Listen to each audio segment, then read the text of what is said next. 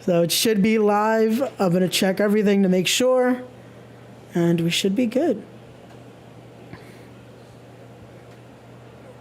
Okay. Let me see.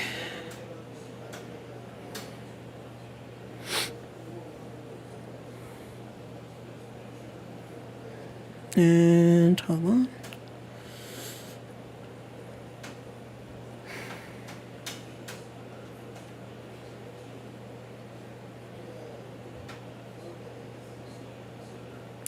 And we are live. What is up, everyone? This is the Law Ray Ramundo, and we are back with a second edition of the Laws Roundtable. It's going to say the third episode, but just because of YouTube and Twitch and all that good stuff, I have to call it the second episode during this. Because of Anchor, because now I can also bring that up. That Anchor is a thing. Thank you to the lovely people at Anchor Radio. We are now on Spotify, Apple Music, Google Play, and everywhere you can find podcasting. But enough about me and enough about all of that. We have to talk about our very, very, very special guest. It is the Colossal Mike Law. How's it going, brother? From one law to the other. I'm doing very well. How are you doing, bro? I'm doing great. And I think that's what I was going to call the episode, The Laws Collide, but I was like, let me just keep it professional. Listen. I'm here at home relaxing after a couple of days, and I'm going to wait till the following week to unleash all that stuff, or at least on Thursday at the fall shelter. There you go. But no, definitely. It's funny, a few of the students from mentioned, like, oh, so you know yourself the law, and you're talking to Coach Law. I'm like, yep, there you go. So we already have something to talk about right there. Absolutely. No, of course. I said it, like, especially when I was planning out this season, because it also is my second season doing this. I was like, I have to get Mike on, because definitely I've known you for some years now. Even before I actually met you, I knew about you because of my previous trainer and when I've been around on the indies, hearing stories from Arena Puerto Rico and all of that. I was like, okay, I have to talk to Mike about all this, because there's some stories there. Yeah. I meant to hit up a few of the guys who came from there and tell them they tore the place down. That's very sad. It was like I felt like a part of me, and a part of the New York independent scene that, Arena Puerto Rico doesn't get enough credit because of the fact that, there was some negativity surrounding its demise and the way they treated people. But, I'll never, unlike many people out there, I'll never forget where I came from. And, I know that in the late 90s, early 2000s, that part of Brooklyn was like untouchable, and I would take the 2-hour trip. People saying, hey, like if I had these, 2-hour trips from Long Island to Brooklyn, New York, on a Wednesday, and it would take a while to get there. But, it's sad to go around there recently and just see that they tore that church down, and it no longer exists. They're probably going to put multi-million-dollar condos there now, and there would be no history left for that. Yeah, it definitely is. It's sad. Like I said, I grew up with that history there. I definitely had that history around there, and being in that part of Brooklyn, actually, it's funny. I didn't know about it till it was too late. Like, I think I told you this story once at a Capitol show. Actually, that's like I grew up hearing about. Oh yeah, Arena Puerto Rico, the doghouse. It sounds interesting, but I don't know what that is. Till years later, I'm finding out there was this school, and I'm hearing the legends that have come out of there. I'm like, but again, everything happens for a reason. But there's definitely, again, for anyone that wants to learn their lineage, especially about New York independence, you have to hear about Arena Puerto Rico and just what that place meant for everything, basically, in indie wrestling here.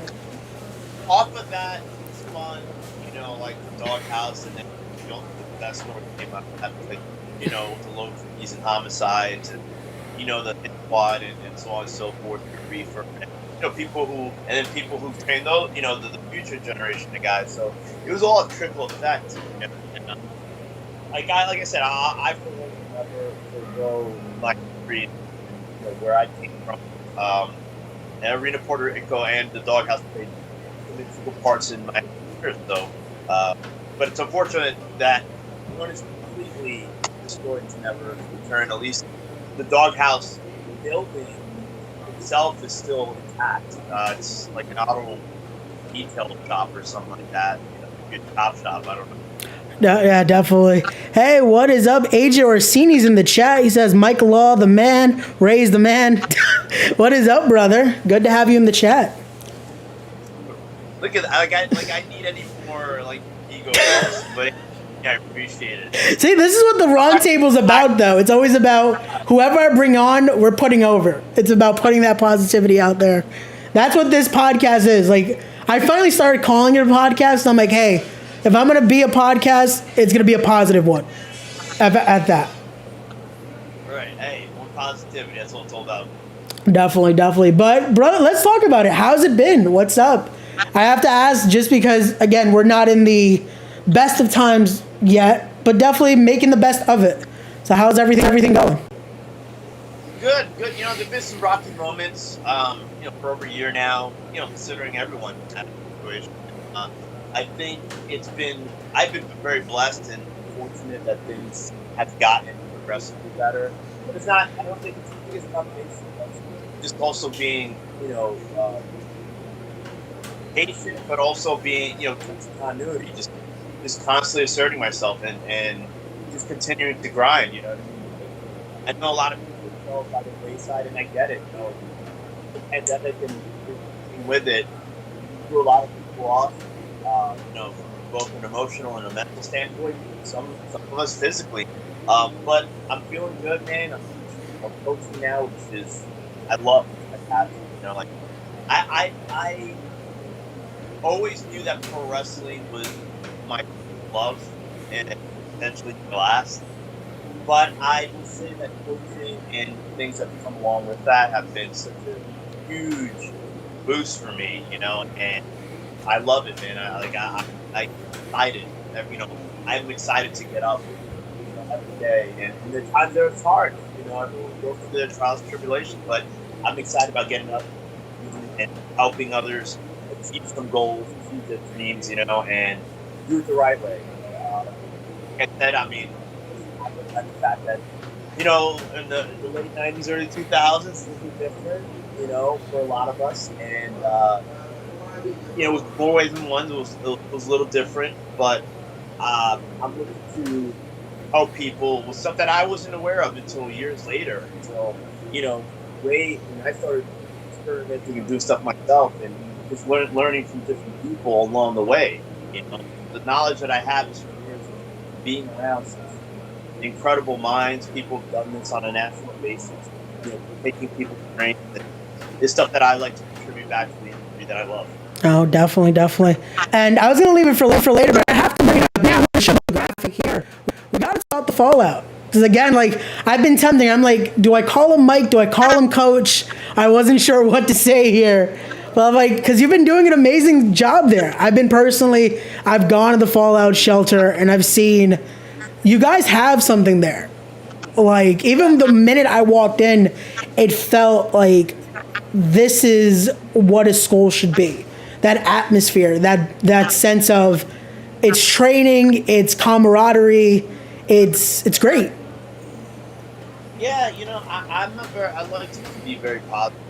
I'm very good at no selling negativity, and it hits me every once in a while. Like it hits everyone. I just have my group of people that I refer to and stuff like that. But I come in here with the mentality that we're all trying to get better. We're all trying to help each other progress, and I want people to have an established reputation to go out there in the scene and start making a name for themselves.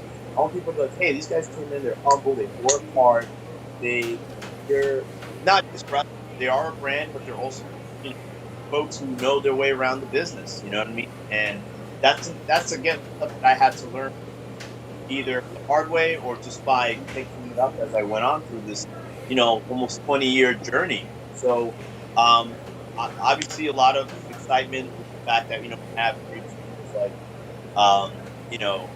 Fiber, Jorge Santi. We have, Steve Pena, another, of course, the not Coach Mom as well. Yep. All great people. You have Coach Joe, Coach Elliott as well. We have Paul. Okay, I had to accept my apologies, but that's how I feel, man. I feel like we're like a big family. I think really my goal is to just be there, not only as a coach, but also like, hey, if there's a problem, I'm here to talk. If there's a question, I'm here to answer. I take this responsibility very seriously.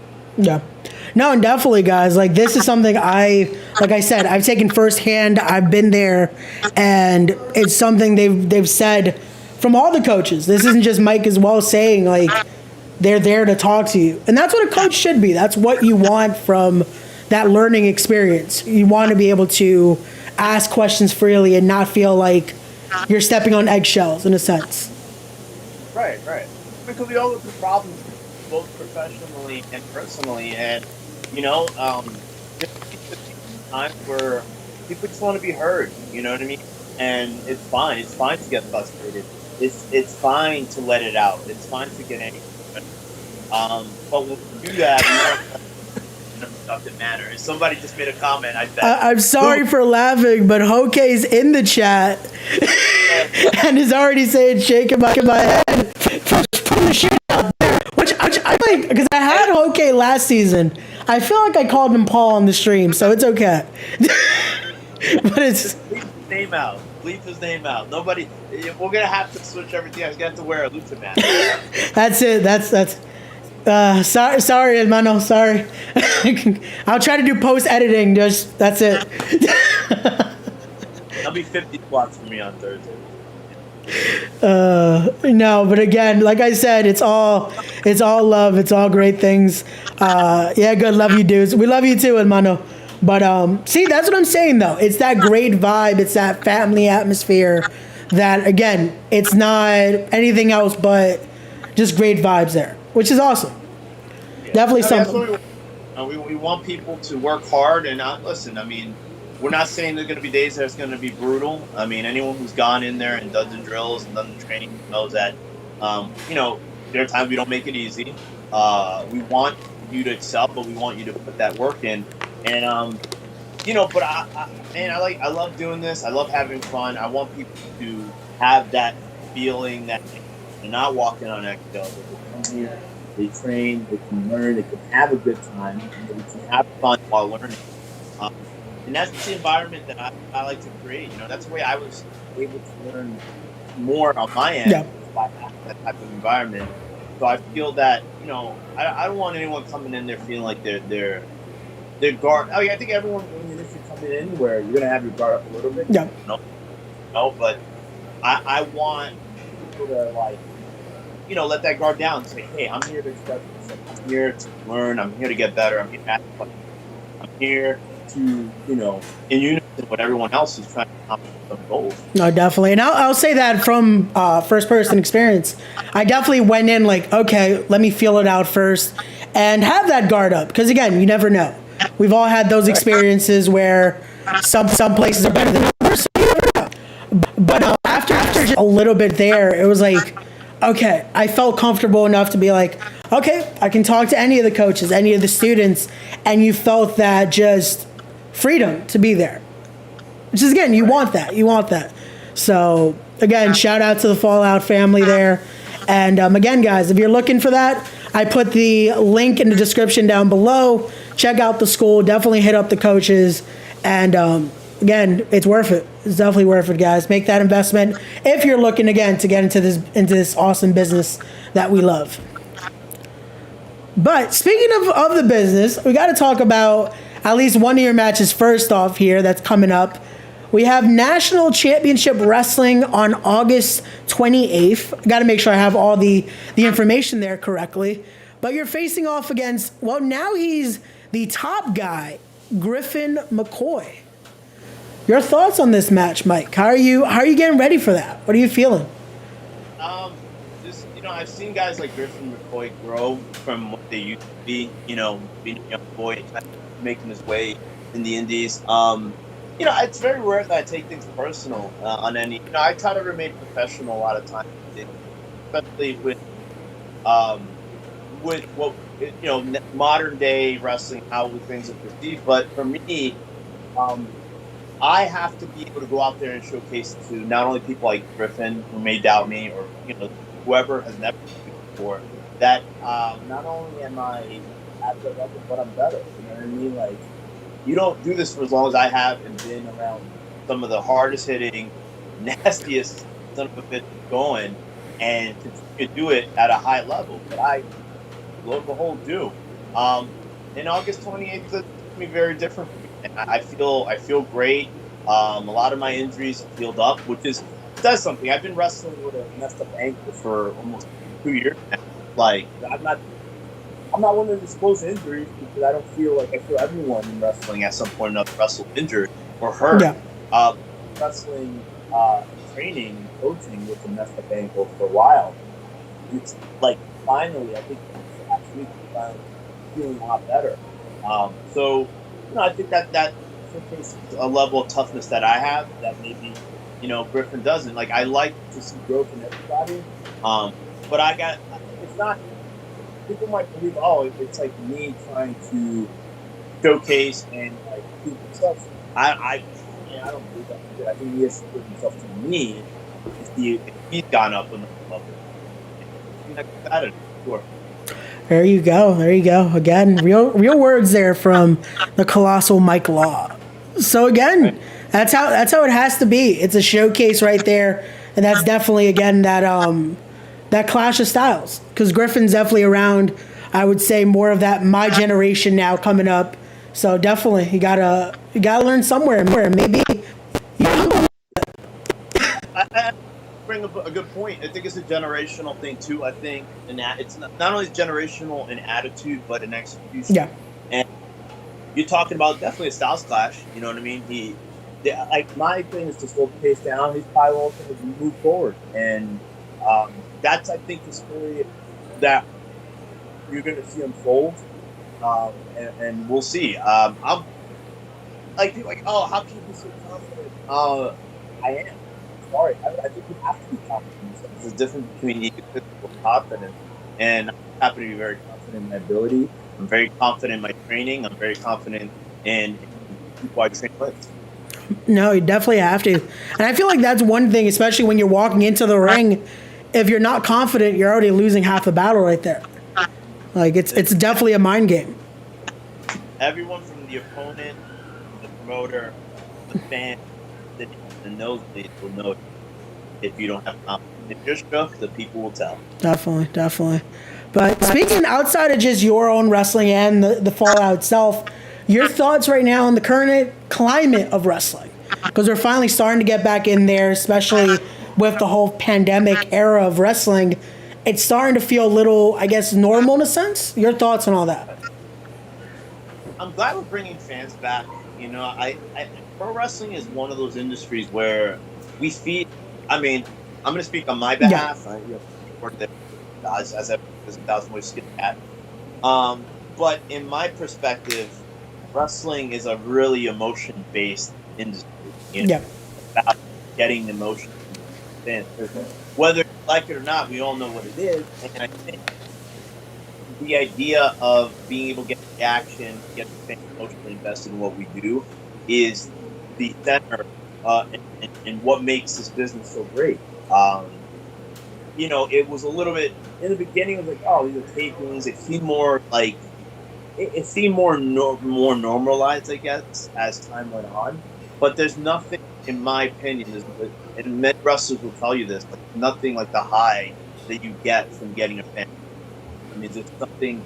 Any performer, pretty much, that's ever been on stage and been in the ring will tell you, like, man, it's such a thrill of getting the fans to say your name, cheer you, boo you, or ooh and ah, and all that jazz. And, the level of emotional attachment that you're not going to get from the studio tapings and not wrestling for the fans. I'm very happy to see it. I think, if anything, it's a great thing for the industry, of course.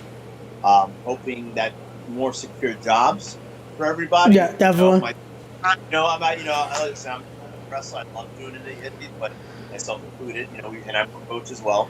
But we want everyone to be successful. Enough food in the buffet to eat, so to say. Definitely. But yeah, for me, I've seen it. Like, it's something different to see that fan base there again. It gives Right. that energy. Like even watching the first WWE event with seeing WrestleMania with fans again, you felt that vibe change. You felt that it's something else for the performer to be able to feed off something instead of just hoping. Hopefully they like this. That's like how they say with comedy. Unless you can hear them laugh or at least boo or something, it's like you don't know if it's working or not. Right, and I agree, man. I think like in boxing, MMA, football, stuff like that. I mean, even like football, I would imagine basketball, like those guys, they can probably. It's like that adrenaline builds up a lot more when you have action. So I can get where they would need the fans as well. Yeah. I'm just our level in what we do in our genre. It's like essential. Definitely. Like, you have a boxing match, have MMA, have football without fans, and it's going to be a lot. It's going to be a lot based on the skill set. It's going to be a little more, a little less variety based on that. But I think as far as wrestling, we need the fans there to kind of like make it whole again. Yeah. No, and there's definitely a lot of moments, like, I have to bring it up because, of course, I'm talking to you, that moment of you going, I guess, through a chair? And without some fan reaction, it's like, it kind of kills the moment, in a sense. Right, and it's one of those situations. There's a lot of I'm not going to go too in detail about it, but it's one of those things where obviously it was December and there was very limited capacity because of the restrictions. Yeah, of course. So I think and IWTV presented it and whatnot, and it went viral, all that jazz. But I think for me, a crowd reaction, if there were a cooler crowd or whatever, like, one way or another, I knew in my mind, like, I had to get up for this. Yeah. So I think having a fan base there that would have gone, even big. I think obviously it's concerned for the safety for the fans. Of course, yeah. I think we just witnessed that on live IWTV or whatnot. So I think it was a combination of that. Plus, but it was a pretty cool thing. But having a bigger fan base there, or having a fan base there in general, yeah, it makes it go a little bit more. Let's go all out a little. No. No, I can't imagine that. Also, it helps you continue with that, because that kind of spot, I doubt you're like, okay, I want to keep going, but at least with something there, you're able to feed and be like, okay, we got to keep doing this. I got to win here. I just remember thinking to myself as I think Don Finnegan was about. Yeah. How am I wrestling with this thing on? Like, it was literally, I was wearing like a tutu, and I was like, how am I going to continue this? Like, it's such an unfair advantage. But it worked out. Well, not for me, but next day, I got up and traveled to for chaotic wrestling. I don't know. I mean, it was a freaky incident.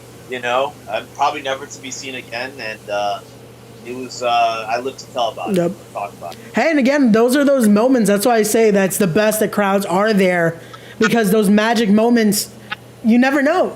Something could happen, and it's that lightning striking in a bottle. That's that one time, and that's it. You get those stories, you get those moments from witnessing that. So again, let's talk about, there's another show coming up of yours. The 54th anniversary show for ECWA, and you're facing Eric Martin. I go way back with Eric, man. He's the guy that, here's my problem with Eric Martin. But I think I look at Eric Martin, and I look at a guy with that size, I look at a guy with that physique, and I'm like, here's a guy who I think because of the way he looks and the size and all that stuff. And man, he does not get it. He does not get that this is a hustle. And it's about promoting himself. about going out there, hustling, and doing what you have to do to get noticed. It's not, we're not living in a day and age. And listen, if this was in 2005, you probably would have had a contract. I don't know, and either I see more WWE with the look, but he can go, and I'm very excited to test myself against somebody like that because. Not because I don't think I can go. I can go against anybody in this world. You put me in against anybody, I guarantee I'll make them. And I'll make them work their ass off too. So he can count on me for that. I'm going in there to prove something, but at the same time, I'd like to see how he's progressed. Yeah. I've seen some inklings of greatness there, and we'll see. I think it's a good time to. If you're not somebody who's a fan of independence, I think IWTV offers a great and I think a lot of people are going to be in for a very big surprise on the 54th episode. There you go. Really. Hey, gotta remember everything. It's so much at once that it's like, oh yeah, this, that. It goes quick, man. Believe me, it goes quick. I always say I just blame it on the bumps that sometimes that's like, oh, I forgot this. It's because of the bumps. Sorry. Yeah. It's weird, though. I'll say this, and people talk about PCT, and I think it's always... it's a very real... But I will say that my long-term memory is excellent. Yeah. I'll remember, like, the smallest details of something that happened in 1997, or something that happened, in the early 90s, when I was growing up. Late 80s, right? I'm dating myself here. But, like, my short-term memory, it's awful. It's really bad. It's weird. But then, like, I'll think about, like, a match that I had, like, 2 weeks ago, 3 weeks ago. Oh, and I'll remember that stuff. No, I definitely can relate on that. And again, that's why I say could be related to that. We don't know. But I definitely can relate that it's like, yeah, I can talk to you about what happened, like, maybe a year ago, but ask me what I had for breakfast this morning, and I might forget something. No, for sure. But let's keep it going here. Let's talk about also, like, what is it you'd like to do outside of the ring? I hate that I'm turning it like to that interview question, but we got to talk some other things as well. Change it up a bit. Man, I mean, I like traveling. Yeah. Okay? It sounds. I love traveling. It's one of the reasons I got into wrestling because I wanted to travel. Just going and like it's weird. I travel a lot in that I randomly I'll go somewhere for a drive. I love to eat. Which is detrimental as I get older. And, like, cut back on. But I love going to different restaurants, checking out whether it's a good steak or calamari. Just like different things. Love reading. It's gonna sound kind of weird, but I'm reading a book right now by Richard. I think it's about like murders, and that's very intriguing. It's all very intriguing psychological. Love to like invest. You know what I mean? Like, I'm not like I like kayaking and stuff like that. You know what I mean? I like to be outdoors. I working out, of course. I love going to the gym. It's one of my ways to get myself. When it's stressful, life can be. I like to like release that, and going to the gym is a very big part of it. Yeah. Coaching, of course, but that being with my family, that's always a huge plus. Like I always tell everyone, like wrestling's great, and it's great to maintain relationships in the business, but always have people outside of the business because there's such a gray area in wrestling sometimes. In terms of what's reality, what's fantasy, and I think sometimes people need those people outside of the wrestling business to kind of like bring them back down a little bit because it can get a little out of hand, especially with social media these days. Like people only want them to see the version of you or whatever they want, which is fine if that's your deal. But at the same time, like a lot of it that I see people are really getting frustrated over to have that outside life. You have to live kind of like the double life. No, definitely. And I feel like that's where that gray area, social media it makes you play around like, what is that area anymore? Like, what is it that's the gimmick, what is it that's actually the shoot, what is, and I feel like you kind of have to keep that private. You have to have that piece, because if it, this is, again, we love the business, but it is stressful. It is something that adds a lot of stuff that you have to enjoy the outside things. Yes, wrestling is great. There is those awesome things that come from it, but you also have to enjoy the outside and enjoy the family life, enjoy the other things that life brings you. I think that's such a difficult part, and I mention it every once in a while in Coach. Like, you have to maintain a lifestyle outside of the ring. You have to have other. Yeah. I mean, comic books. I like reading. I just like reading. Like I'm reading more crime, more into stuff. I love watching documentaries. Mafia. I grew up in Queens in Ozone Park, which was John Gotti territory back in the 80s, 90s. So I'm enthralled with the Mafia and how that whole system works. And never knew that the fish market that I was walking across every single time on Ozone Park was home to a lot of decision making. Well, there you go. Again, it's those little things. So I have to ask you, just to throw the joke out there, your thoughts on that referee, Stephen Dumeng. Oh, that dude! I hate that guy. But people might, but it's funny because Ray, I think, well, we don't advertise. It's not that we don't advertise, because my name is Colossal Mike Law. That's not. Yeah. And Steve Dumeng has to use that's. Why would he have a gimmick name? But most people aren't aware or know that him and I are actually brothers. And I get a huge. I pop huge every time. But what? You guys are brothers? And they think that we're just really close friends. So I refer to him you call people brother, yeah. I call people his sister and whatnot. And people thought that that's what it was, but he's actually a brother. It's funny. I listen. He does not get enough credit for putting me, and now this is my time to kind of convey that. There's been times where I've struggled with myself, and where I've doubted myself, and he's just been such a support, and he's pushed me. He's pushed the buttons too, wrong, which we can do, but he's the one that came up with the barbell. Oh wow! If anyone doesn't know, I come up with a 6-foot wide barbell, 2 feet wide. It's ridiculous. We are wrestling on Friday night, but it was his idea. Hey, you look good. We got to come out with something that just kind of gets you distinguished from everybody else. Yeah. And I came up with the barbell, and even merchandising, stuff like that. He's always been a very big part of it.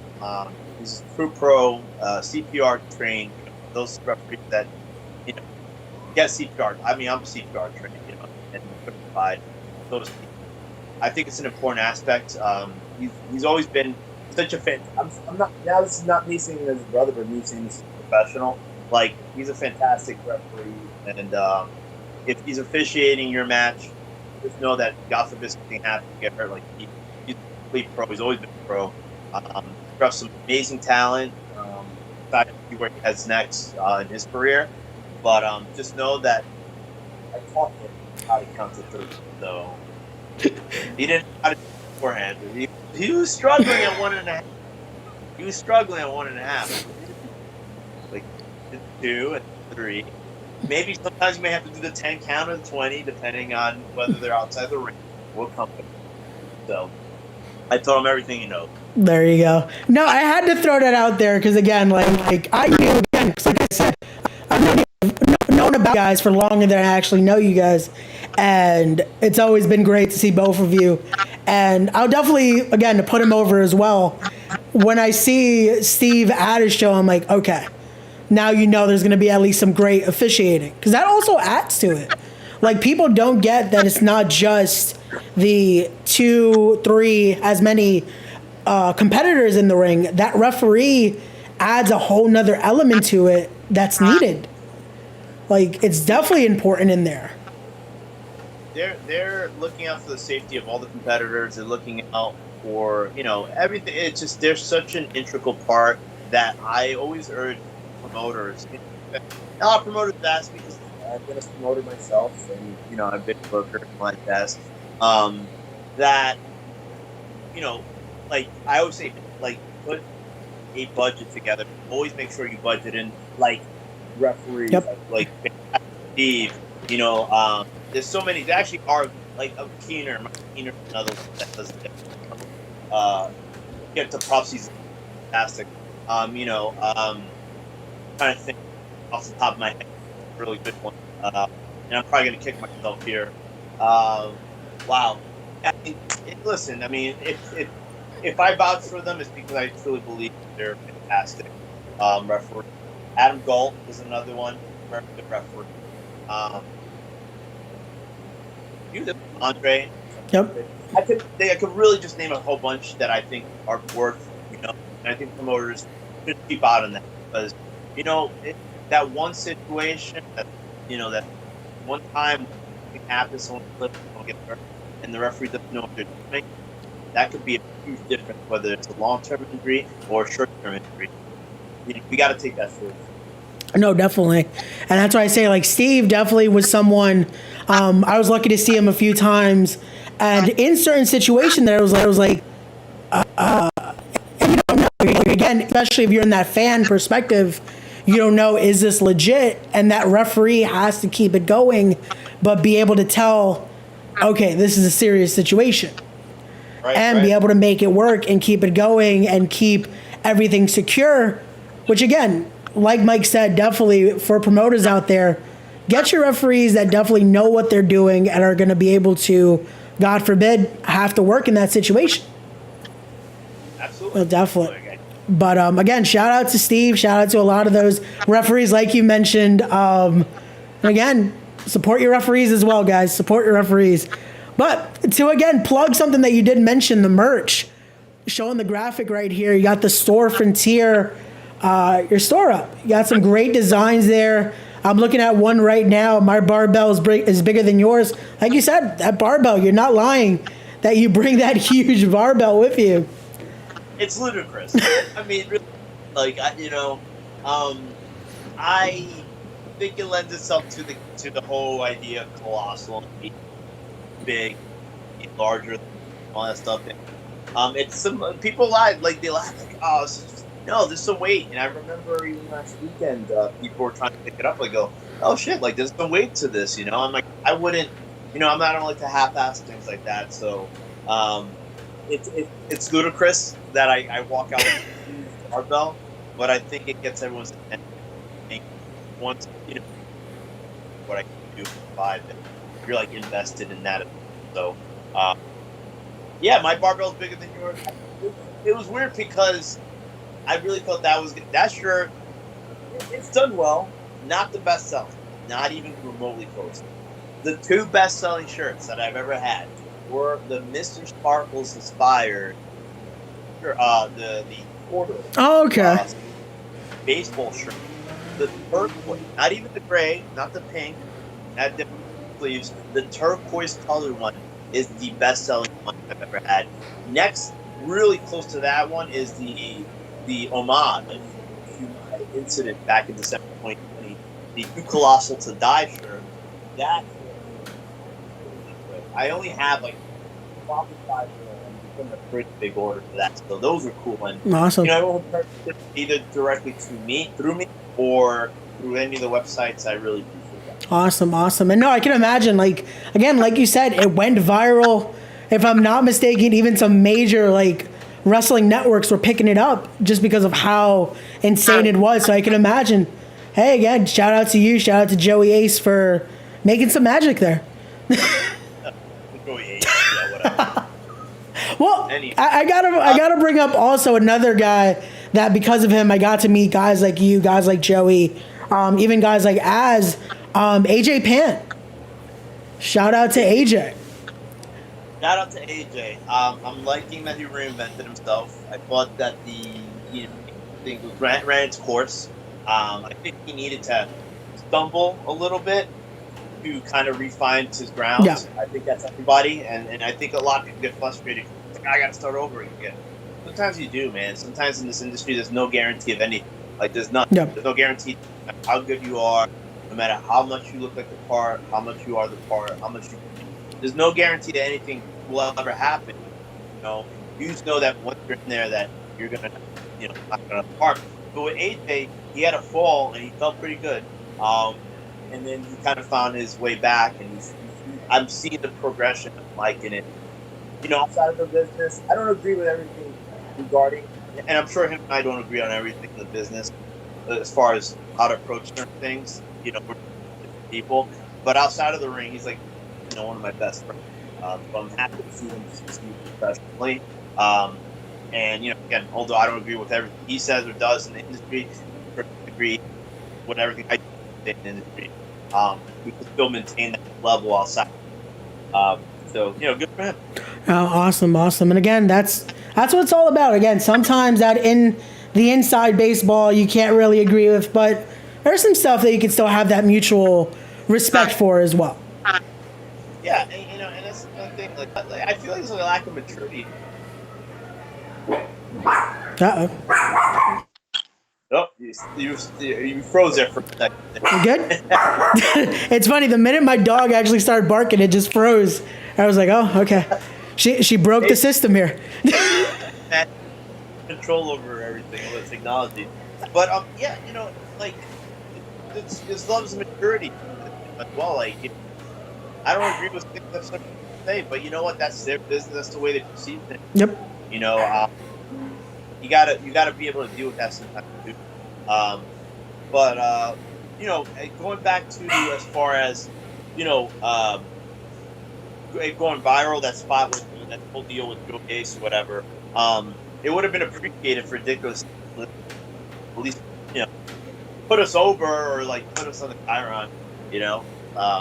Mark Sterling got a pretty nice viewership in that incident based on the commercial we did later on. So yeah. It lives on through. I get retweets on that every single time. Hey, that's awesome. Literally, it's like I get a bunch of retweets on that, and it's like, wow, people are still retweeting and liking this and commenting on it. It's whatever. But I wish it would land to other things. Yeah, I was gonna say I would hope that's what it was doing, but again, you never know what's gonna click sometimes with the social media world. Right, and I'm not. Listen, I don't plan on ever ending my career as a guy who went through a chair. I think people realize that I've contributed a lot more to the business and have helped out as many as I can throughout my time.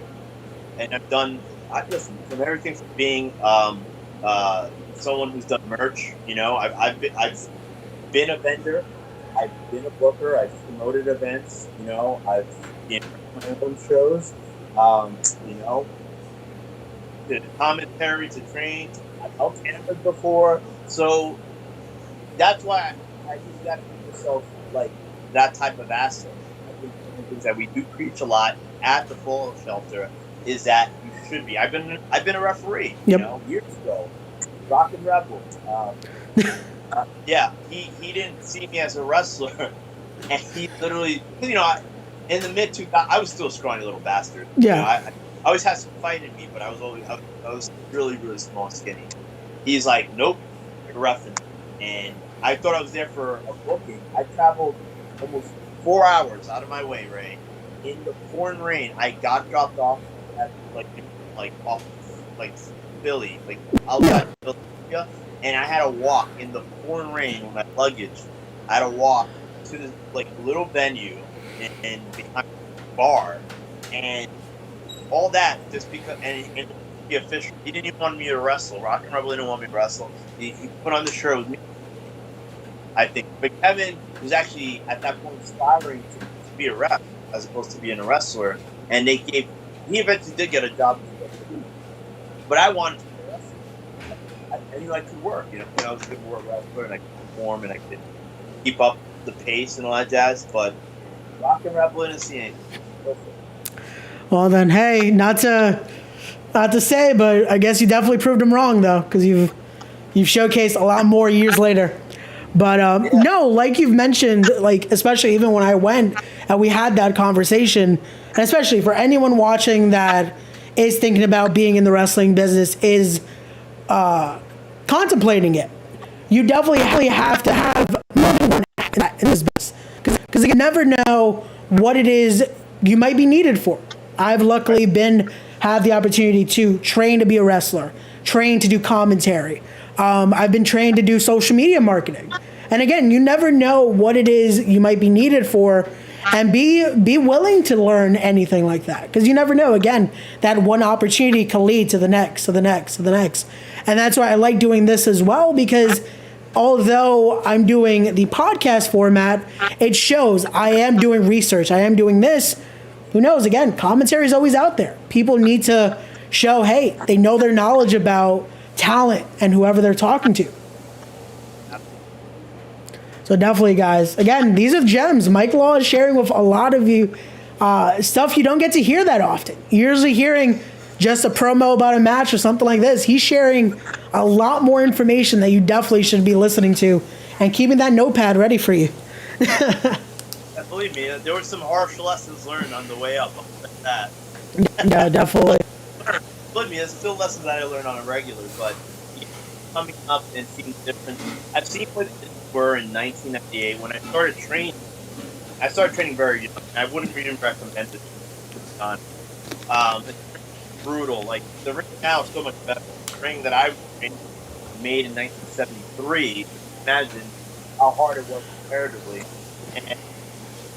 But coming up through the different phases of the indie world, from that time frame to like early 2000s, to the mid 2000s, and then now, which I think now we have a great opportunity to make the indies not only a go-to, because of the fact that the WWE and AEW have such, big, especially WWE having the market share it has, but now AEW now, putting their own brand on top of things. I think now's a great time for the business to get the fans back, bring the fans back in there, get a couple hundred. You know what I mean? Like, it's all on the promoter. It goes back to that. Like, everybody wants to be a promoter until it's time to do the stuff that it takes to be a successful promoter, and that's going out there. Hitting the 5-mile radius of the promotions that run. Getting sponsors, there's plenty of great people that get sponsors, and they are amazing partners to have. Stuff like that, getting a street team together, putting a budget together. It's just so many different ways now that there's ever been to do well, and liking that and seeing that more often than before the pandemic, where people were running and there was 4 people in the crowd. I'm like, oh my god. Yeah, I've sadly I've been to a few of those that it's like, yeah, it's like and again, it's I will say on that, like, I've been lucky to be a part of that generation, which I said, social media is now. There's so much more out there now that, again, there's no excuses really anymore. Back then, unfortunately, again, you had what you had. You had a lot of different needs and requirements. Now there's a lot more to assist you with that. And again, there's places like the Fallout that are giving you more than the usual training there. They're giving you a lot more and giving you a ring, which again, it still has a nice give to it and a nice bump, but you're still in a lot better condition than, again, like Mike said, rings in the past. And I've been in some rings that still have no give to it, but it's something. It helps. I remember one time, this was, I want to say Jerome Boxing Gym. It's no longer even there. Yeah. I was shocked when I went down Jerome Avenue to the Bronx and saw it was no longer there. Maybe it still is, I don't know. But they had a ring. I went in there and I had my fist. I always used to tape up my fist. Yeah. At least one fist. For grip, and also because sometimes you legitimately have to defend yourself. Back in the day, it was great because we had people who've come, from the past tell us, hey, it's great that you're teaching these guys this, but also teaching him, legitimately what can happen. You want to be able to prepare somebody. It doesn't happen as often, but back in the day, like I could pick up my fist. So I took a power bomb, and the ring was so hard that the tape unfolded from my hand because my hand got swollen. I thought I broke my hand. Oh, jeez. It could get that way. Back in the day, there are still some rings today, that have been passed down from the generation. Probably could give you a good. I remember the ECWA, old ECWA ring, which a lot of people didn't like the death trap in the sense that it was pretty stiff. There was not a lot of give, but I liked it. I still wish they had it because that was that ring you could only see at ECWA. That ring was like no other. It had such a look to it. It was so different. I wish they had kept the ring. If you're doing big moves in high spots, probably not going to be your favorite. But I liked it. Yeah. I wrestled Breaker Morant 2 minutes in. Azrael was there because he came out with me. So did AJ. 2 minutes into that, I do that like Mexican missile drop kick where you land on the back. Knocked. My soul leave. Like you can see my soul leave. Like got like a genie, like freaking Aladdin out of the lamp. Swoop, like leave my body. Yeah, bro. I can imagine air right out of myself. I took all the air out of me, and the worst thing was I was on the offense, so I have to get back up to continue this whole debacle. You gotta love those moments, but definitely. Also, shout out in the chat, Adam Cade. He says we need more Mike Laws in wrestling. Amazing. Thank you, Adam. I actually had him on last week. That was my first guest. Wait, what did Adam say? He said we need more Mike Laws in wrestling. Amazing human. I wouldn't say all that. I think a little, but I like Adam. He's a guy that he hustles, man, and he works hard. And listen. Sometimes you gotta change things up in order to proceed. Sometimes you gotta move out of the. I know a lot of people talk about territories and territories not being what they are. We're back to stuff like that. But I think sometimes you have to take a move and leave and take a deep where. It might not be. Sometimes it's not even who you are or your talents, the level, lack thereof, whatever. Sometimes it's just the area you're in. The one thing I was always told was get out of New York. Yep. When I first started, unfortunately, I was going to listen to a lot of other advice that probably didn't listen to, which is why, there was a lot of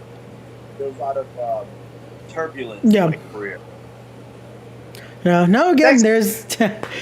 But again, shout out to Adam. That was actually my first guest last week. We also check that out, guys. Now on Anchor and all those great places you can find podcasting. But we have to talk about Mark Viola. He guy's been around the industry for a long time. One of those guys who's a complete hard ass, and he's one of those guys that I talk about when talk about that level of toughness. From back in the day, it was like that. It was like that across the board. Yeah. People sugarcoat it. It wasn't very nice. It wasn't very, It was there was a lot of physical, mental, and emotional toughness needed in the industry. Yeah.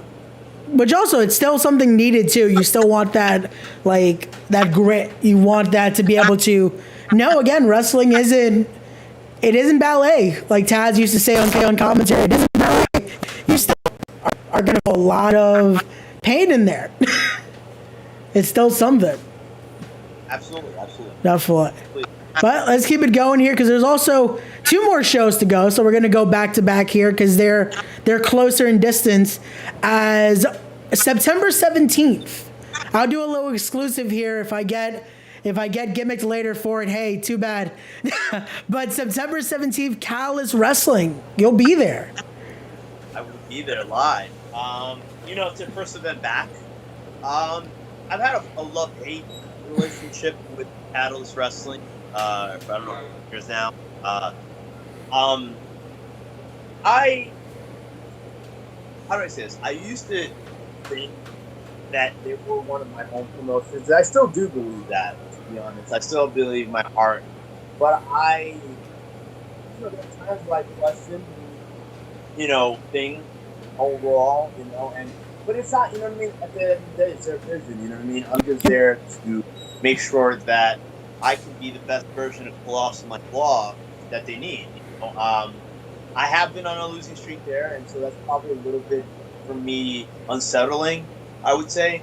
And I think having fans back is going to showcase not only to me, what I need in order to be successful there again, but also to them, to people in charge, to know, hey, people give a damn about this guy. Like I remember, I wrestled Logan Black in another favorite match of mine, and doesn't get a lot of props. In Jersey City at White Eagle Hall, and I just remember some random fan telling me, like, listen, I don't know about anybody else, but I was very emotionally invested. Yeah. And I love that. And I feel like that's a huge compliment. Because they could say, oh, you guys, like, you had the fantasies match, you had the coolest match, you had all this other stuff that people could say. But someone saying that they were emotionally invested is such a big deal, considering what we do, that it was like, oh, that just, like, it hit me. And, Logan Black also deserves a lot of credit.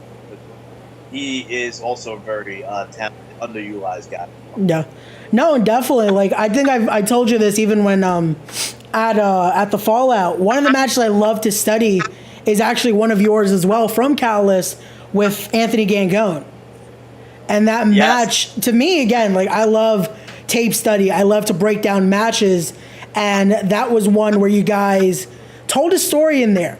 Outside of just a story they were trying to portray, you two in the ring told such a great story that I felt like it's hard not to get invested in. Even if you don't know the storyline, you don't know the gimmicks, just watching it, you're like, there's something there. Absolutely. I mean, I have spoken to Anthony a long time. How do I put it? He and I were always pretty, like, I always think he thinks that I'm just batshit crazy, which sometimes I can be. But I think, he's one of those people that I would always, like, talk to outside of the wrestling. Yeah. And I think that's what made that match what it was.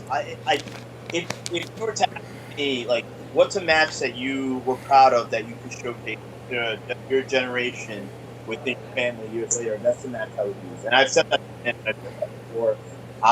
It was hard hitting. I mean, my God. I mean, I think for some of the shots we laid in on each other, if we were doing that out in the streets, you could serve some time. Like, there was some definitely lethal combinations in that whole deal. But that was one of the matches that I could be proud of, that I could, like, listen, this is what represents the kind of energy, the kind of intensity, the intent. I always preach that at the ball shelter, intensity and intent. And I always say, like, if you're gonna go for something, go for broke. Go for it. And, that match to me was one of the ones that I feel like I could put out in 10 years, and I was very excited to watch. And listen, this is like an exclusive. I hate watching this. Really. I hate watching this. I feel like that's everyone. Like, we're all going to be our biggest critic. Like, I love doing these live now that I don't have to edit, because I hate hearing myself. I love, like, hearing you guys, what you guys are sharing with us, the gems and all that. But it's like, if I could just mute my end of it, I would love to. But again, it's that biggest critic factor too. I agree. Listen, some people aren't. You'll be surprised how, like, through these years, I'd watch a match that was, like, rough, and then like, I guess your definition, my definition of great are two completely different things, right? But I think as part of it, where I'll overly critique myself to the point of, like, if I turn myself off, but it's because I always expect better for myself. Yeah. You know what I mean? If I even looked, if my hair was out of place, this is weird shit. If my hair was out of place, like, it'll bother me. It's very OCD-ish. But to me, I have to be perfectly content. Like, I'll watch a match that I actually watch that doesn't get as much props was, and a guy that I really always liked wrestling was Zombie King. Oh, okay. Junior Flow.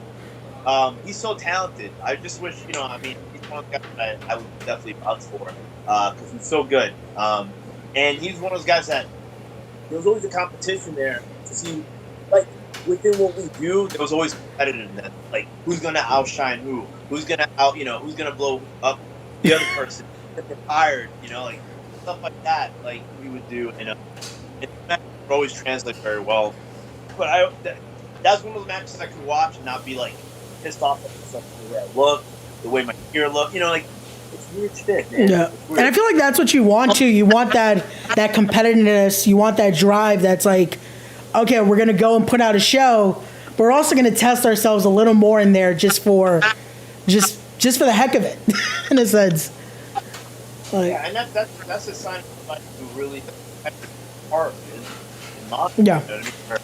Listen, we know what it is, but I'm gonna go in there and I'm gonna you're gonna earn your money. Yeah. I don't care. Like I'll say that the match that happened previously with getting Black Cheese. He's another guy that, all things aside, from a business level, I don't, we're on different levels. Yeah. Like he's a guy that I respect because he's a hustler too, and he has that mentality. Like Black Cheese is one of those dudes that if you not, people eat you alive. Yep. Like, I'm sorry, and you need guys like that. You need guys like him. You need guys like Moff. You need guys like Homicide, Mac. You need that old school guard of guys that be like, yo, if you're not ready to go in there, I'm not gonna hurt my business. I'm not gonna hurt the way I look, based because you want to get a couple of fans moves off. It's not, you got, and you make everyone, and that's what I respect. You know what I mean? Like you still have to earn that. Yeah. You have to earn that paycheck. You have to earn whatever it is you're making. No, definitely. And again, that's what this game's about. And it's funny now that I also brought that up about you and Ant. One of the first shows I ever saw you at was actually you and Ant defending the FTW tag titles. This was years ago against, again, two guys I've been lucky to call good friends as well. Private Party. Private Party. All right. So we had a fantastic match in Bumblefuck East, Long Island years ago, which was better overall than the match we had on the Boom. Which was the one I saw. Which is the one by Piranha off the apron, and then those crowds to the floor with no padding. I was like, what? Yeah. One of those things that was kind of just it bewildered. And my mind I was just like beyond comprehension that this was going to happen. But obviously, those guys worked hard and deserve the spot that they're in. It'd be nice if they help another brother out or two, maybe, while we're at it. But I liked him with Anthony because he had a great mind, he still does. But we were polar opposites personality-wise. He's more of the low-key guy, very explosive. I put coffee or an energy drink in me pre-workout. I feel like that works though when you have that tag team aspect. It's like it's the best of both worlds. So who knows? Right? One day can reunite you two, and who knows? I will say this. I remember I credited 5 people. I mean, I've been hit hard by a lot of people, but the 5 hardest hits, I think his was like number 2 or number 3. It was me and Gangone versus Jeremy Leary from Blitzkrieg. Okay.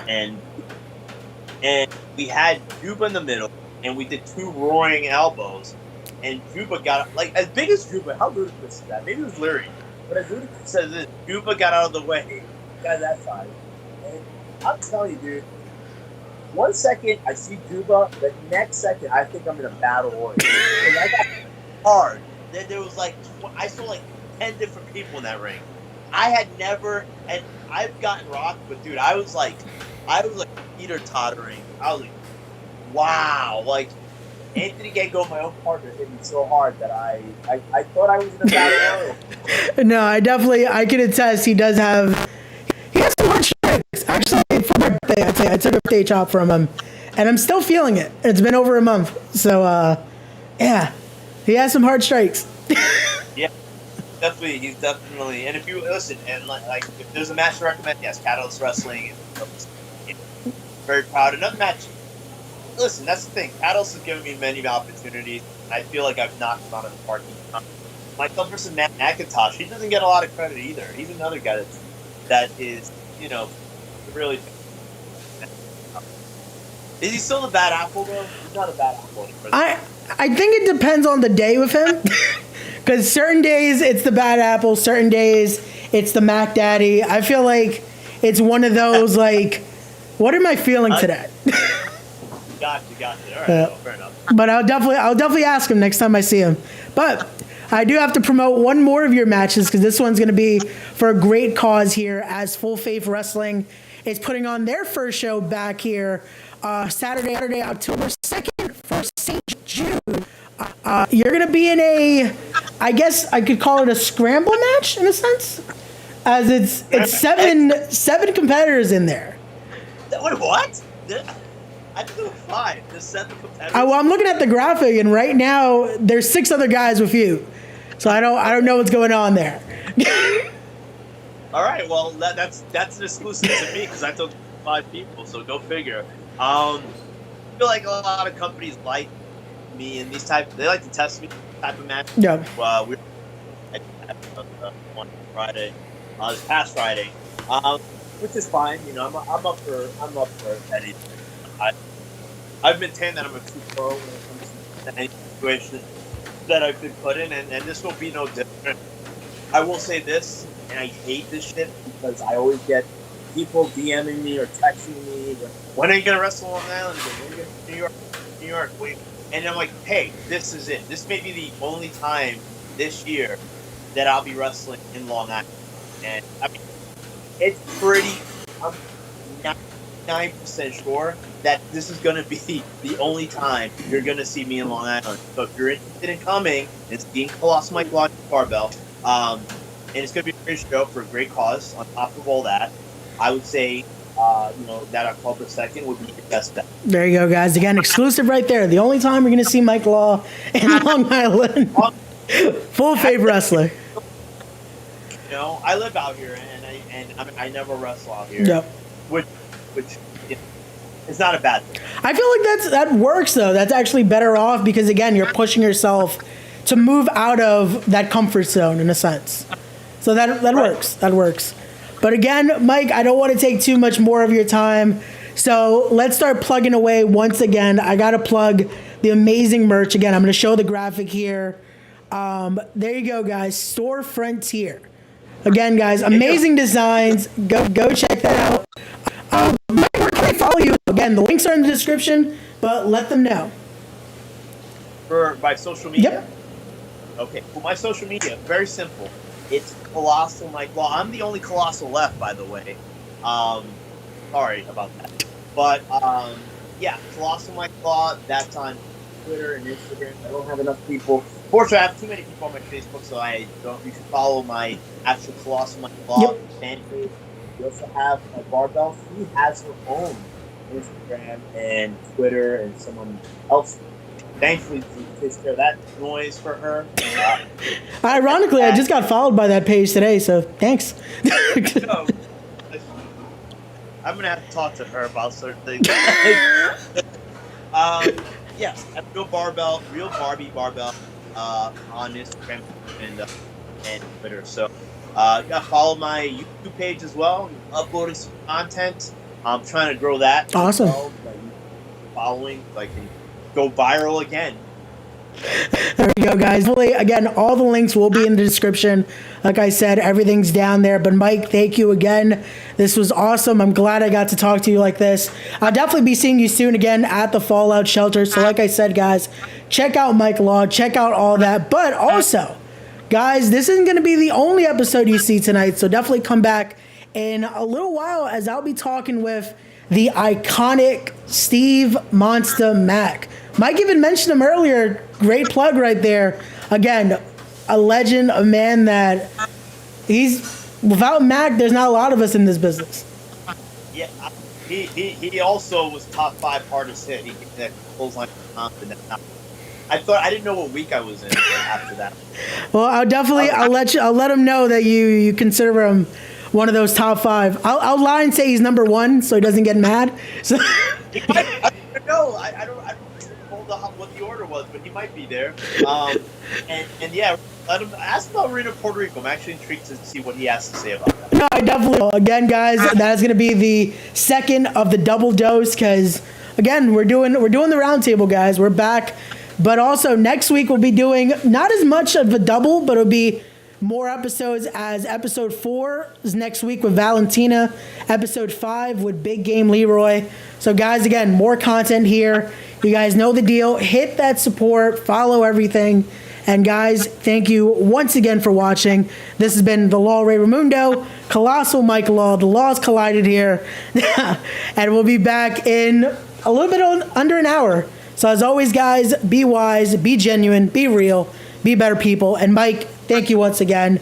And we'll talk to you guys soon. Peace and follow the